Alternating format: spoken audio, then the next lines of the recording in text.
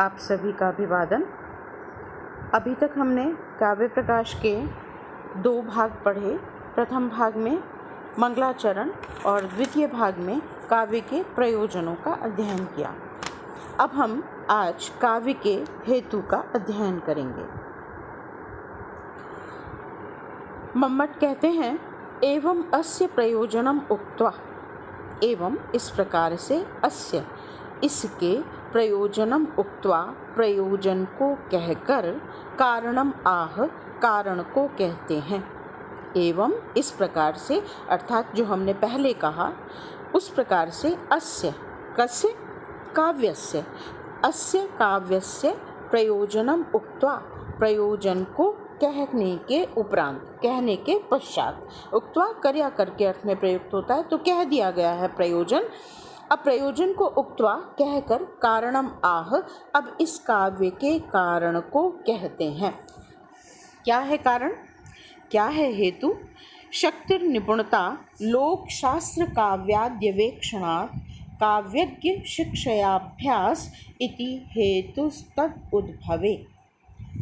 शक्ति, काव्य की करने की शक्ति, निपुणता जो कि उत्पन्न होती है लोक शास्त्र काव्याद्य वेक्षणात्, अवेक्षणात्, लोक जो सामान्य लोक है, स्थावर जंगम लोक है, उसको, विभिन्न प्रकार के शास्त्रों को, और काव्य आदि के ईक्षण से, काव्य आदि के निरीक्षण से उत्पन्न निपुणता, और काव्यज्ञ जो काव्य को जानने वाले हैं, ज्ञ जो उसको जानने वाले हैं, तो काव्यज्ञ काव्य को जानने वालों की शिक्षयाभ्यास, शिक्षा के अभ्यास से, तद शिक्षा का अभ्यास, इति तद उद्भवे, ये 3 तद उस काव्य के उद्भवे, उद्भव में, उत्पत्ति में, हेतु हैं। तद उद्भवे उस काव्य की उद्भवे उत्पत्ति में, शक्ति काव्य को करने की शक्ति, लोक शास्त्र और काव्य आदि के निरीक्षण से उत्पन्न निपुणता, काव्य शास्त्र को जानने वालों के उपदेश के अभ्यास, ये तीनों काव्य की उत्पत्ति के हेतु हैं, काव्य के उद्भव में कारण हैं।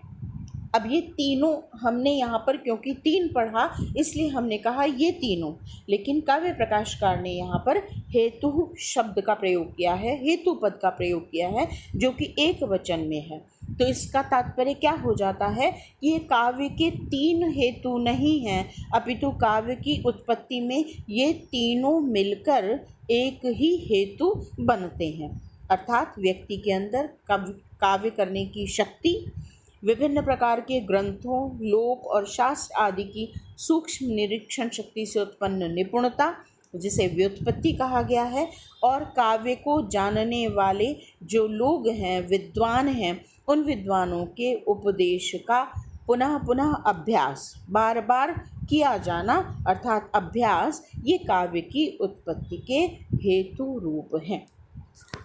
इसका कारिका, ये कारिका है, इस कारिका का वृत्ति भाग भी हम पढ़ लेते हैं, फिर हम एक एक शब्द का यहाँ पर विश्लेषण करेंगे। मम्मट ने कहा शक्ति ही, सबसे पहला शब्द उन्होंने कहा शक्ति। अब उस शक्ति को व्याख्यायित कर रहे हैं, कह रहे हैं, क्या कहते हैं? शक्ति है कवित्व बीज रूपः, कवित्व का बीज रूप, काव्य करने का बीज रूप है। और यह बीज का तात्पर्य यहाँ पर क्या है? संस्कार विशेषः, संस्कार विशेष। और आपने दर्शन शास्त्र पढ़ा है, न्याय दर्शन पढ़ा है, तर्क संग्रह का अध्ययन किया है BA फाइनल में, वहाँ पर आपने संस्कार को पढ़ा है। संस्कार वह होता है, और सामान्य रूप से भी जब हम दर्शन का अध्ययन करते हैं तो वहाँ पर ये पढ़ा जाता है कि जो भी क्रिया व्यापार कार्य व्यवहार किया जाता है उसका जो एक संस्कार है, उसकी जो एक छाप है, वह अंतःकरण पर अंकित हो जाती है। तो यह जो अंतःकरण है, और यही अंतःकरण पुनः पुनः जन्म लेने में जन्म लेता है। व्यक्ति का जो आत्म तत्व है उसका पुनः पुनः जन्म और मरण नहीं होता है। वेदांत दर्शन के अनुसार जो अंतःकरण है वही पुनः पुनः जन्म लेता है, और उस अंतःकरण पर पूर्व पूर्व जन्मों के संस्कार विद्यमान रहते हैं। तो वही संस्कार मनुष्य के जीवन की प्रक्रिया को या आगामी जीवन की प्रक्रिया को निर्धारित करते हैं। तो संस्कार क्या हो गया? जो अंतःकरण पर एक छाप है, स्थायी रूप से एक जो छाप लग जाती है, वह संस्कार रूप है, जिसे हम कहते हैं कि जो नवजात है बालक, वह भी दूध पीने की प्रक्रिया से परिचित होता है, जबकि उसे किसी ने सिखाया नहीं है। लेकिन क्यों? क्योंकि वह उसके संस्कार में विद्यमान है, वह चूसना उसके संस्कार में विद्यमान है, तो वह जन्म लेते ही उस क्रिया को करने में सक्षम हो पाता है। यह है संस्कार। तो कवित्व जो है, काव्य का निर्माण होता है जब व्यक्ति के अंदर वह संस्कार पूर्व पूर्व जन्मों से विद्यमान होता है। कोई भी व्यक्ति बिना कवित्व शक्ति के काव्य करने में सक्षम हो ही नहीं सकता, संभव है ही नहीं। तो शक्ति हो गई कवित्व बीज रूप संस्कार विशेष, कवित्व का बीज रूप है, अर्थात इसके बिना काव्य बिल्कुल भी संभव नहीं है। और यह है एक संस्कार विशेष जो अनेक जन्मों से अंतःकरण में विद्यमान रहता है। और इसको और आगे स्पष्ट करते हुए मम्मट कहते हैं, याम विना, जिसके बिना, जिस संस्कार विशेष के बिना, जिस शक्ति के बिना काव्यम न प्रसरेत, काव्य नहीं हो सकता, काव्य का निर्माण, काव्य का प्रसार संभव ही नहीं है। प्रसृतम वा, अथवा संभव भी हो जाए तो उपहसनीयम स्यात्, उपहास का पात्र हो जाएगा। उस शक्ति के बिना यदि कोई व्यक्ति काव्य करने का प्रयास करता है तो वह उपहास का ही पात्र होगा, वह कवि के रूप में प्रतिष्ठित नहीं हो सकता। तो शक्ति है कवित्व का बीज रूप, और वह बीज है एक संस्कार विशेष, याम विना, जिसके बिना काव्य प्रसरित नहीं हो सकता, निर्मित नहीं हो सकता। प्रसरितम वा, अथवा निर्मित भी हो जाए तो उपहसनीयम स्यात्, उपहास का कारण बनेगा। फिर उन्होंने कहा निपुणता। निपुणता क्या है उसे स्पष्ट करते हैं। लोक शास्त्र काव्याद्यवेक्षणा। लोक, पहला शब्द आया लोक। अब लोक पद को स्पष्ट करते हुए कहते हैं, स्थावर जंगमात्मक लोक वृत्तस्य। स्थावर और जंगम, जड़ और चेतन, जो जगत है, जगत की जो प्रवृत्ति है वह है जड़ चेतन रूप। कुछ वहाँ पर जड़ हैं, कुछ वहाँ पर चेतन हैं, तो उन सब को मिलाकर लोक बनता है। तो यह जो जड़ चेतन रूप लोक है, इस लोक के वृत्त का, लोक के व्यवहार का, लोक शब्द स्पष्ट हुआ। फिर कहा शास्त्र। शास्त्र को स्पष्ट करते हुए कहते हैं शास्त्राणाम, शास्त्रों का। अब उन शास्त्रों में क्या क्या समाहित है, केवल इतना ही नहीं, आदि भी लगाया है आगे, तो और बहुत सारी चीज़ें इसमें समाहित हो जाती हैं। शास्त्र का तात्पर्य हुआ छंद शास्त्र, व्याकरण शास्त्र, अभिधान शास्त्र, जिसे हम कोश ग्रंथ कहते हैं, तो अभिधान कोश, कलाएं, 64 कलाएं, चतुर्वर्ग, चारों पुरुषार्थ से संबंधित, धर्म अर्थ काम मोक्ष से संबंधित ग्रंथ। फिर विभिन्न प्रकार के लक्षण ग्रंथ, जिसमें जैसे गज लक्षण, तुरग लक्षण, खड्गादि लक्षण, इन सब के लक्षण आदि ग्रंथ, आदि लक्षण ग्रंथा नाम, इन सब लक्षण ग्रंथों का। और फिर कहा लोक शास्त्र काव्य आदि। तो लोक को स्पष्ट किया, जड़ चेतनात्मक जगत का व्यवहार। शास्त्र को स्पष्ट किया, विभिन्न छंद, व्याकरण, अभिधान कोश, कलाएं, चतुर्वर्ग, खज तुरग आदि के लक्षण ग्रंथ, ये सब शास्त्र में समाहित हो गए। और फिर तीसरा कहा काव्यानाम च। काव्य का अर्थ है काव्यानाम च महाकवि संबंधी नाम, महाकवियों से संबंधित विभिन्न कवियों के जो काव्य हैं उन सब का। लोक शास्त्र काव्य आदि, अब जो आदि पद है उसे स्पष्ट करते हैं। आदि ग्रहणात्, आदि पद का ग्रहण करने से तात्पर्य है इतिहास आदि नाम च, इतिहास आदि ग्रंथों के विमर्शनात्, विमर्शन से, अध्ययन से, व्युत्पत्ति ही, जिसकी उत्पत्ति होती है वह निपुणता। सामान्यतः अगर हम निपुण शब्द को समझें तो उसका तात्पर्य होता है कुशलता, और किसी भी कर्म में जो कुशलता है वह उससे संबद्ध जो सभी आयाम हैं उन सभी आयामों को जान लेने के पश्चात ही उत्पन्न होती है। निपुणता जो है, कुशलता जो है वह तभी उत्पन्न होती है। यद्यपि यहाँ निपुणता का तात्पर्य कुशल पद से भाव हो सकता है, अर्थ ग्रहण नहीं किया है। अर्थ यहाँ पर निपुणता का तात्पर्य किया है व्युत्पत्ति ही। पंक्ति के अंत में मम्मट ने कहा व्युत्पत्ति ही, तो व्युत्पत्ति का तात्पर्य, निपुणता का तात्पर्य क्या है? व्युत्पत्ति। और व्युत्पत्ति कही गई है लोक शास्त्र काव्य आदि ईक्षणात्। लोक शास्त्र काव्य आदि के ईक्षण से, उनके निरीक्षण से जो उत्पन्न होती है वह निपुणता अर्थात व्युत्पत्ति। स्थावर जंगमात्मक लोकवृत्त से, लोक का तात्पर्य जड़ चेतनात्मक जगत का व्यवहार, उसका निरीक्षण करने से। शास्त्र का तात्पर्य है छंद शास्त्र, व्याकरण शास्त्र, अभिधान कोश शास्त्र, कलाएं, चतुर्वर्ग से संबद्ध शास्त्र, गज, तुरग, खड़ग आदि के जो लक्षण ग्रंथ हैं वे सभी। लोक शास्त्र काव्य, काव्य का मतलब है जो महाकवियों से संबंधित हैं वे, और आदि का जो ग्रहण किया गया है उससे तात्पर्य है महाभारत, रामायण आदि जो इतिहास ग्रंथ हैं, पुराण ग्रंथ हैं, उन सब का विमर्शन करने से जो उत्पन्न हो वह व्युत्पत्ति ही निपुणता है। काव्यम कर्तुम विचारयितुम च ये जानन्ति। और अब तीसरे शब्द पर आते हैं, शक्तिर निपुणता अभ्यास। अभ्यास के लिए कहा काव्यज्ञ शिक्षयाभ्यासः। काव्यम कर्तुम विचारयितुम, काव्यज्ञ कौन है? काव्यज्ञ काव्य को करने वाले, विचारयितुम अथवा उस पर विचार करने वाले, उसकी आलोचना करने वाले, उसका पर्यालोचन करने वाले।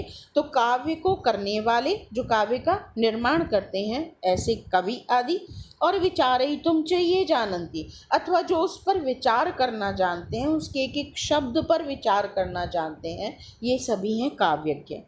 इन काव्यज्ञों के शिक्षा से, इन काव्यज्ञों की तद उपदेशेन, तद उन काव्यज्ञों के उपदेश से, अभ्यासः, अभ्यास का तात्पर्य है करणे योजने च पौनः पुण्येन प्रवृत्तिर इति।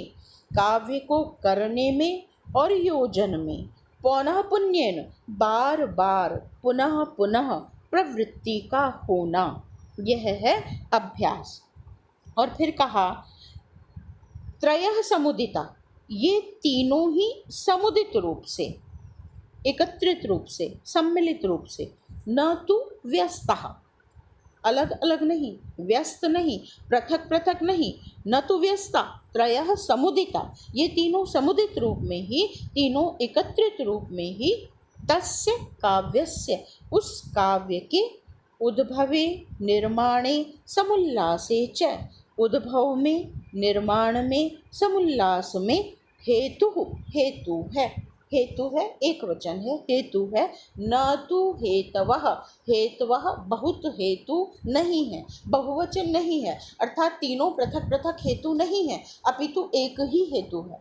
यह बात कहने का तात्पर्य ये हुआ कि यदि हम इसके तीन कारण मानते हैं तो किसी एक कारण से भी हम कह सकते हैं कि काव्य की उत्पत्ति हो सकती है। केवल अभ्यास से भी कोई व्यक्ति काव्य की उत्पत्ति कर सकता है, अथवा केवल निपुणता से, बार बार उसने बहुत सूक्ष्म निरीक्षण शक्ति हो और जगत का उसने पुनः पुनः पर्यालोचन किया हो तो फिर वह काव्य की उत्पत्ति कर दे, ये भी संभव है। अथवा किसी में केवल संस्कार विशेष है, वह अध्ययन अध्यापन आदि न करे, सूक्ष्म निरीक्षण शक्ति न हो, या बार बार अपने लिखे हुए को ठीक करने का, काव्यज्ञों की शिक्षा का अभ्यास न करे, लेकिन संस्कार विशेष से काव्य की उत्पत्ति कर दे, तो कहते हैं कि ये सारा कार्य, ये तीनों यदि हम पृथक पृथक मानेंगे तो जो काव्य होगा वह काव्य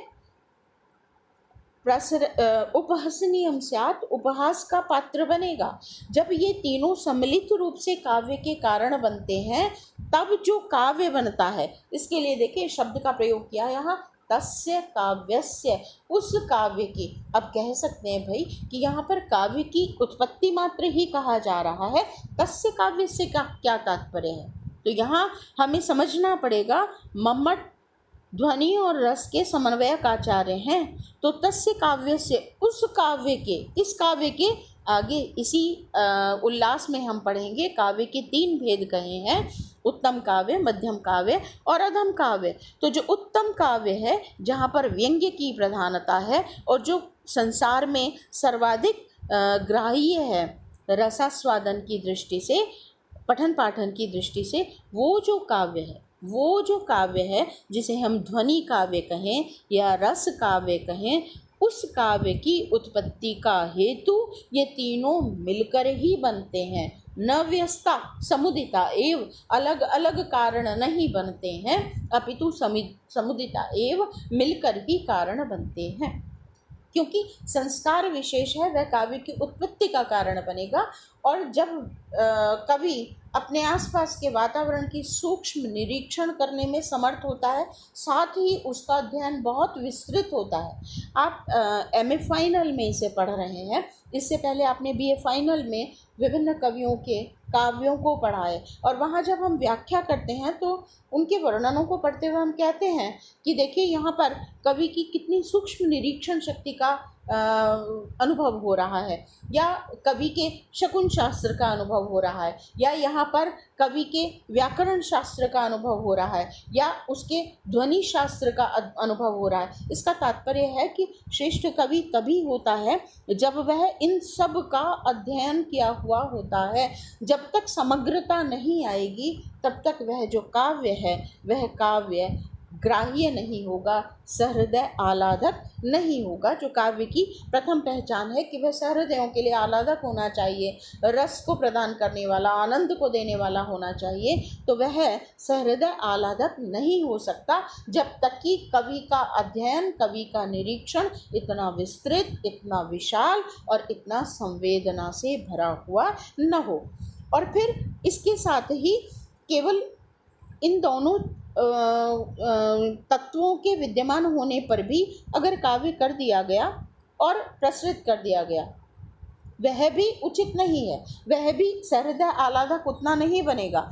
क्योंकि जब कवि उसको लिखता है, काव्यज्ञों की शिक्षा का ध्यान करता हुआ उसमें पुनः पुनः अभ्यास करता है, तब वह श्रेष्ठ कवित्व को करने में सक्षम होता है। कैसे? हम कहें तो जब हम किसी कवि के विषय में अध्ययन करते हैं तो हम क्या कहते हैं कि ये उनकी प्रथम रचना है, और जो उनकी अंतिम रचना होती है वह काव्य की दृष्टि से, काव्य शास्त्र की दृष्टि से सर्वाधिक ग्राह्य होती है। क्यों? क्योंकि वह पूर्ववर्ती रचनाओं में इतना परिपक्व नहीं होता, अभ्यास इतना अधिक नहीं होता, और जैसे जैसे वह बार बार उस कर्म को करता हुआ उसका अभ्यास करता है तो वह और अधिक और अधिक और अधिक परिमार्जित होता चला जाता है। और तब जो हमें काव्य मिलता है, वह जो काव्य होता है वही वस्तुतः सहृदय आह्लादक है, वही वस्तुतः ग्राह्य है। इसलिए कहा तस्य काव्यस्य, उस काव्य के जो कि सहृदयों का आह्लादक हो, उस काव्य के निर्माण में ये तीनों समुदिता एव, न तो व्यस्ता, पृथक पृथक नहीं, समुदिता एव, सम्मिलित रूप से ही काव्य के निर्माण का हेतु बनते हैं, कार्य बनते हैं।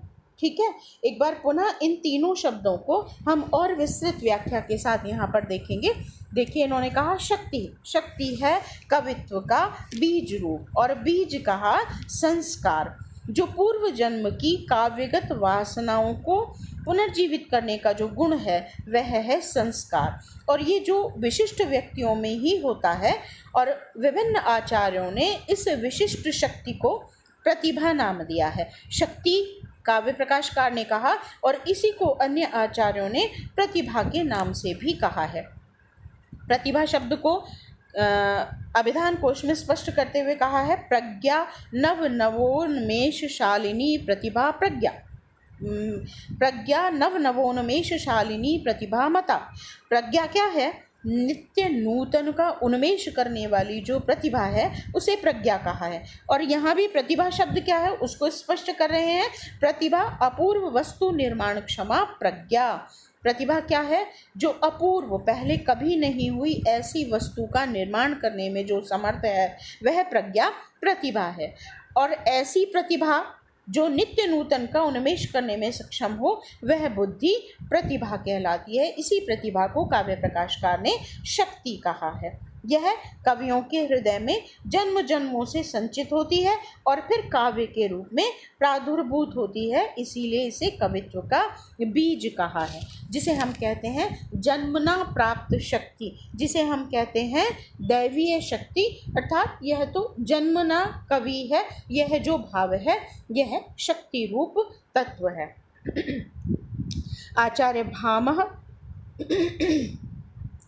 भामह ने काव्य में शक्ति को या प्रतिभा को सबसे अधिक महत्व दिया है, महत्वपूर्ण बताया है। आनंदवर्धन ने इसके लिए कहा, अव्युत्पत्ति कृतो दोषः शक्त्या संव्रियते कवेः। यदि व्युत्पत्ति निपुणता जिसे कहा है, अनिपुणता के कारण कोई दोष उत्पन्न होता है तो जो कवि है उसके अंदर अगर प्रतिभा है, उसके अंदर यदि शक्ति है तो वह उसको छुपाने में सक्षम हो जाता है। इतना महत्वपूर्ण तत्व है यह प्रतिभा, यह शक्ति। क्षमा कीजिए। और वामन ने कवित्व के इसी बीज को कहा कवित्व बीज प्रतिभानम। तो ये कवि के द्वारा काव्य किए जाने का मूल कारण है संस्कार विशेष, जिसके बिना यदि काव्य कर दिया जाएगा तो वह जगत में उपहास का ही पात्र होगा। दूसरा तत्व कहा निपुणता। यह निपुणता लोक जीवन, शास्त्र और विभिन्न प्रकार के काव्यों के अनवरत निरीक्षण से उत्पन्न होती है और इसी को काव्य प्रकाशकार ने निपुणता कहा। निपुणता का तात्पर्य व्युत्पत्ति किया है।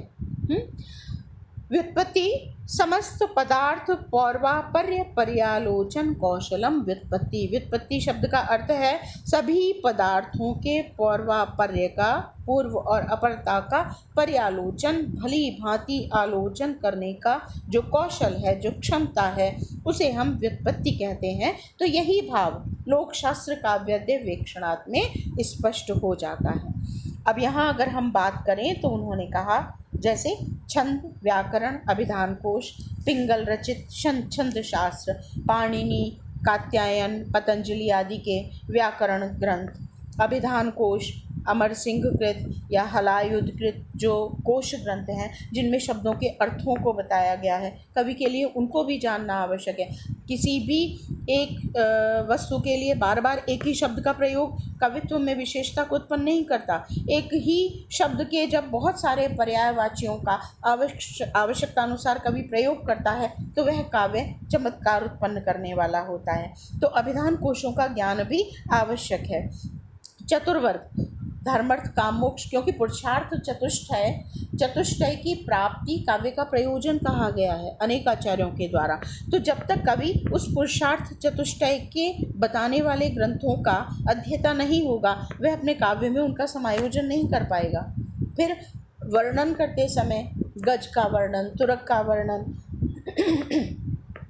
स्त्री का, खड्ग का, पुरुष का, इन सब का वर्णन कर रहा है तो उसे सामुद्रिक शास्त्र आदि का भी ज्ञान होना चाहिए, लक्षण ग्रंथों का ज्ञान होना चाहिए और शास्त्रीय ग्रंथों का भी ज्ञान होना चाहिए। क्या नियम हैं, क्या परंपराएं हैं, किसके लिए किन किन अलंकारों का, किसके लिए किन किन भाषाओं का, संबोधनों का प्रयोग करना, ये सब लक्षण ग्रंथों से कवि के को हृदयंगम होता है।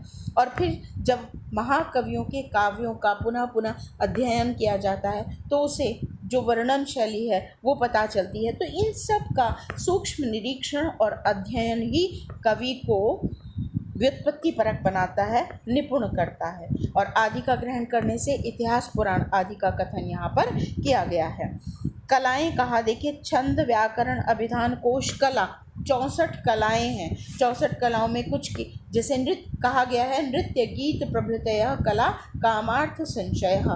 ये दंडी का काव्यादर्श में कहा गया वाक्य है। नृत्य गीत आदि जो काम और अर्थ की आशयभूता हैं वे कलाएं कहलाती हैं। इसमें कपड़े गहने बनाना, मदिरा आदि का निर्माण, प्रतिमा विज्ञान, स्थापत्य कला, कूटनीति, समस्या पूर्ति, बढ़ई का काम, रत्न परीक्षा, वृक्ष चिकित्सा, उच्चाटन विद्या, शकुन विद्या, मंत्र विद्या, ये सब विद्याएं, ये सब कलाएं 64 इनकी संख्या है। इन सब को कला के नाम से यहाँ पर रखा गया है। तो कितना विस्तृत अध्ययन क्षेत्र हो गया।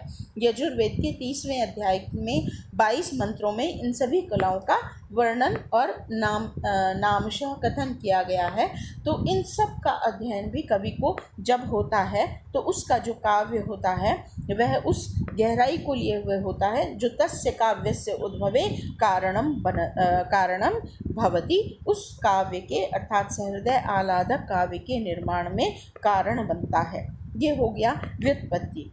और तीसरा का काव्य से अभ्यास जो है वह है काव्य को करने वाले और विचार करने वाले जो लोग हैं उनके द्वारा दी गई शिक्षा का, उपदेश का पुनः पुनः अभ्यास करना। यह कवि को और अधिक सक्षम बनाता है, यह कवि को और अधिक निपुण बनाता है अपने कर्म में। तो इसका अभ्यास, जो काव्य का अभ्यास है वह भी तस्य काव्यस्य उद्भवे, उस श्रेष्ठ काव्य के निर्माण में हेतु बनता है। अब यहाँ पर देखिए आचार्य मम्मट ने 3 शब्दों का प्रयोग किया। त्रयः समुदिता न तु व्यस्तास् तस्य काव्यस्य उद्भवे निर्माणे समुल्लासे च। 3 ही शब्द हेतु के कहे, शक्ति, निपुणता और अभ्यास। और 3 शब्द यहाँ रखे हैं, उद्भवे, निर्माणे, समुल्लासे। इन तीनों शब्दों के अर्थों को अगर हम देखें तो उद्भव है उत्पन्न होना, प्रारंभिक अवस्था। जैसे हम कहें ना बीज में अंकुर, अंकुर बीज के अंदर ही होता है और जब वह अंकुर बाहर निकलता है तो वह अंकुर का उद्भव होना, अंकुर का निर्माण होना। उद्भव हो गया बीज के अंदर अंकुर का जन्म लेना, और जब वह प्रथम बार अभिव्यक्त होता है तो वह है उसका निर्माण, और फिर पौधे के रूप में अभिव्यक्त हो जाना, यह है उसका समुल्लासन। अगर हम स्थूल उदाहरण के माध्यम से समझें तो जैसे चना धरती के अंदर विद्यमान है, उस चने के अंदर ही अंकुरण का होना, यह हो गया संस्कार, यह हो गई शक्ति। और फिर चने के बाहर एक बिंदु रूप में उसका उद्भव होना, यह हो गई निपुणता, यह हो गया निर्माण। और फिर धरती के ऊपर प्रकट होना, यह हो गया उसका समुल्लसन, जो हो गया अभ्यास के द्वारा। तो काव्य के निर्माण में ये तीनों ऐसे, हम पौधे को देखकर अगर देखें तो उसमें उस उद्भवन की या पौधे के रूप में अभिव्यक्ति की 3 प्रक्रियाएं हुई। बीज के अंदर अंकुर का जन्म लेना, फिर बिंदु के रूप में बीज के बिल्कुल निकट उत्पन्न होना, और फिर धरती के बाहर निकलना। तो जब कवि के मुख से या लेखनी से काव्य बाहर निकलता है, उससे पूर्व उसकी 3 प्रक्रियाएं हैं, शक्ति, निपुणता और अभ्यास, और तब वह बाहर निकलता है काव्य के रूप में, और तब वह सहृदय आह्लादक बनता है। तो इन शब्दों की अगर हम व्युत्पत्ति देखें, उद्भव शब्द है, उपसर्ग है, भू धातु है, और उससे अप प्रत्यय करेंगे। अमर कोश में इसके 6 अर्थ कहे गए हैं। जनुर जनन जन्मानि जनिरुत्पत्तिरुद्भवः, ये 6 अर्थ कहे गए हैं। फिर निपुणता शब्द देखें तो वह है निर्माण। तो निर्माण में निर धातु है, माँ निर उपसर्ग है, माँ धातु है और ल्युट प्रत्यय है, तो निर्माण शब्द बनता है। इसके अर्थ क्या है? मापना, विस्तार, फैलाव, रचना। रचना देखिए इसका अर्थ रचना भी है, सृष्टि, रचित वस्तु, आकार इत्यादि के अर्थों में निर्माण शब्द का प्रयोग होता है। और अभ्यास जो शब्द है उसका अर्थ किया इन्होंने समुल्लासे। समुल्लास, समुपसर्ग, उपसर्ग, लस धातु और यह घय प्रत्यय करेंगे तो समुल्लसन पद बनता है, समुल्लास पद बनता है। और इसका अर्थ है हर्ष, खुशी, प्रकाशित होना, आभा, आरंभ, क्रांति इत्यादि इन अर्थों में समुल्लास शब्द का प्रयोग किया जाता है। तो इस प्रकार इन तीनों शब्दों का अर्थ हो गया जन्म लेना, रचना या विस्तार होना, अर्थात सम्यक रूप से प्रकाशित होना। ठीक है, तो ये तीनों मिलकर काव्य की उत्पत्ति का एक हेतु बनते हैं, अर्थात तीनों का समुदित रूप से होना ही तस्य काव्यस्य उत्तमस्य काव्यस्य उद्भवे निर्माणे कारणं भवति, न तो व्यस्तः पृथक पृथक रूप से नहीं।